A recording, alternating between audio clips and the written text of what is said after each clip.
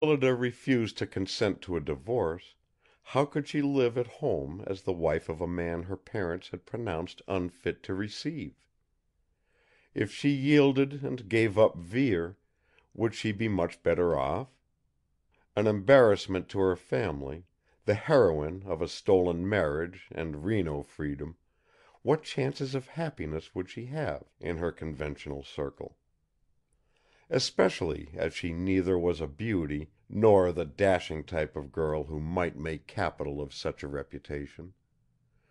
Probably she would bury herself in nun-like seclusion, stay in her room when callers came, and wear a veil when she went out to walk. Meanwhile she would break her heart for Vere. Could matters be any worse if she tried life with him, even if the experiment eventually proved a failure and ended in a divorce instead of beginning there? Might not her parents be spared much they most dreaded, if their friends could be told simply that Phillida had made a love match and was with her husband? Finally, Phillida was a human creature with the right to manage her own life. Had any of us the right to lay hands upon her existence and mold it to our fancy? I looked up from my reverie to find the eyes of both of them fixed on me as if I held their doom balanced upon my palm. Perhaps, in a sense, I did. "Phil, will you come home to your father and mother, and consider all this a bit more before you decide?" I asked her. I thought I knew the answer to this, and I did. "No, Cousin Roger," she refused firmly. "Please forgive me. I know how kind you mean to be, but no. I shall stay with Ethan. If ever you love anyone, you will understand." I accepted the decision. There was no reason why I should think of the woman who had spoken to me across the darkness in a voice of melody and power, or why I should seem to feel again the exquisite, live softness of her braid within my hand. But it was so. "Very well," I said. "Vere, it is to you, then, as Phillida's husband, that I must address any plans. I do not pretend to like the course she has taken. I do not know what action her parents may take, although I believe they will listen to my advice. Putting all that aside, she refuses to come with me and you agree that she cannot stay here. I have just bought a farm in Connecticut, intending to use it as a summer home. There are some alterations and repairs being made, but little is to be changed inside the house, and it is in perfectly livable shape. Here is my offer. Take Phillida there, and I will make you manager of the place. I will pay all reasonable expenses of putting the land into proper condition, and getting such stock and equipment as you judge best, all expenses and upkeep of the house, and whatever salary usually is drawn by such managers of small estates. I shall be there, on and off, but you and Phillida must take charge of everything. I am neither a farmer nor a housekeeper, and do not wish to be either.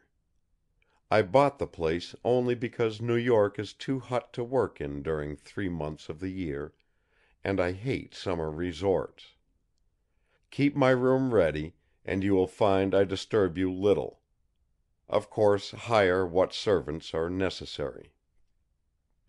Now, if you make the place self-supporting inside of 5 years, I will deed the whole thing to you two. To put it better, if you succeed in making the farm pay a living for yourselves, I will make it over to you and withdraw. If you fail, well, I suppose you will be no worse off than you are now." They were stricken speechless. Perhaps my attitude had not pointed to such a conclusion of our interview. Phillida told me long afterward that she expected me to bid them good evening and abandon them forever, as my mildest course, with alternative possibilities such as summoning a policeman and having Vere haled to prison. Seeing their condition, I rose. "I will stroll about and leave you a chance to talk it over," I declared, although there are few ordeals I dislike more than displaying my limp about such public rooms. Vere stopped me, rising as I rose. "No need of that for us," he answered, facing me across the little table. "About giving us your farm, Mr. Locke, that's for the future. Just now, the manager's job is plenty big enough to thank you for. I wish I could say it better.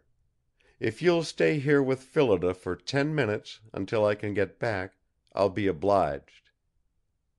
"Where are you going?" "To resign here and get my outfit into a suitcase." He had taken up my challenge like a man, at least. There were none of the hesitations and excuses to stay in town that I had half expected. It pleased me that he decided for Phil as well as himself. Some of my ideas about marriage are antiquated, I admit. I nodded to him and sat down again. It is unnecessary to record the childish things Phillida tried to say to me while he was gone.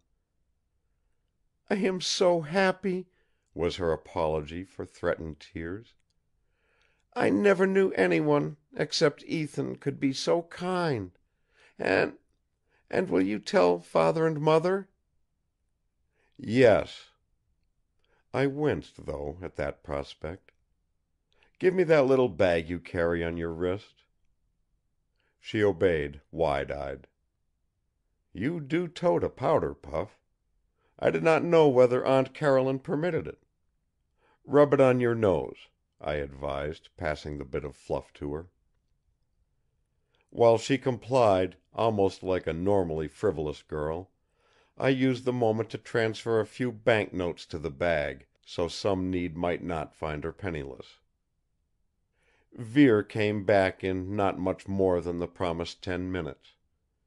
He had changed to gray street clothes and carried a suitcase. I noted that the diamond had disappeared from his finger, and his curly head looked as if it had been held under a water faucet and vigorously toweled to lessen the brilliantine gloss.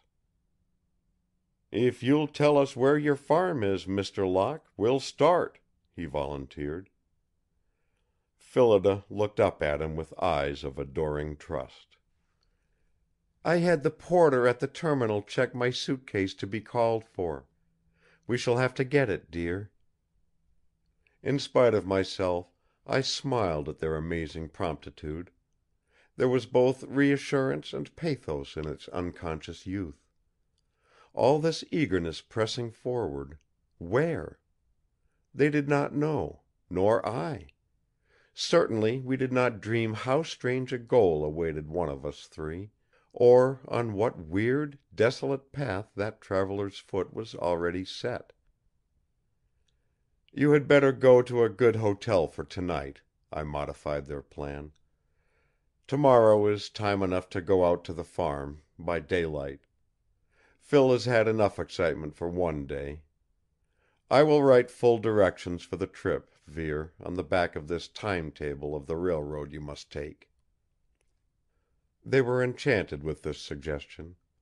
Indeed, they were in a state of mind to have assented if I advised them to sit out on a park bench until morning. Yet, when I had put them and their scanty luggage into a taxicab, I suffered a bad pang of misgiving. What responsibility was I assuming in letting my little girl cousin go like this? What did I know of this man, or where he would take her? I think Phillida divined something of my trouble, for she leaned out the door to me and held up her face like a child's to be kissed. "I am so happy," she whispered. I turned to Vere, who had a long envelope in readiness to put in my hand. "I guess you might like to have these for a while, Mr. Locke," he said, with one of his slow, straightforward glances.